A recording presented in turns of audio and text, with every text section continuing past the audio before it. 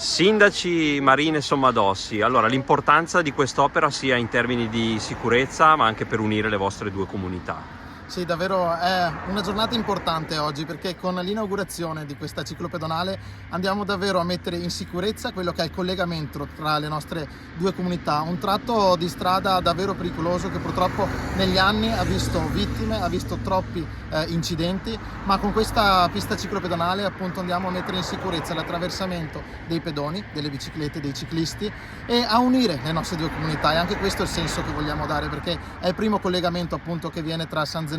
e Fonte dal punto di vista ciclopedonale, e questo oggi ci riempie di orgoglio. Siamo felici dopo tanti anni di un percorso avviato già nel 2020 per riuscire ad avere quest'opera.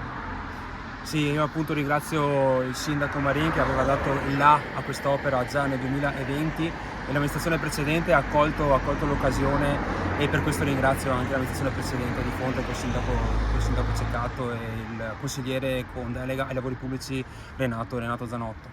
E ha comportato appunto collegare insieme due paesi, che sembrerà strano, ma nel 2026 è il primo paese in cui Fonte è collegato fisicamente a piedi in sicurezza con un altro comune, che è quello di San Zenone. Un comune che veramente c'è tantissima collaborazione con tutti i comuni della zona, anche soprattutto, ma con San Zenone abbiamo veramente un legame di amministrazione forte. Anche a livello di IPA appunto stiamo programmando a livello di macro area, sia dal punto di vista urbanistico un piano, che questo comporterà appunto una progettazione di lungo termine per tutta quanta l'area, per dare indicazione ai comuni dove questo territorio vuole appunto andare, e anche dal punto di vista di opere pubbliche come queste, perché avendo un piano d'area sicuramente agevola tutto l'iter autorizzativo. Questo però non basta, perché appunto mettere in piedi un'opera ci si impiega anni, e invece quando ci si collega magari in una conferenza a parlare le relazioni restano appunto virtuali. Se vogliamo però mantenere anche relazioni fisiche abbiamo bisogno di velocizzare questo poi iter, perché non può essere che ci vuole 3 anni per mettere in sicurezza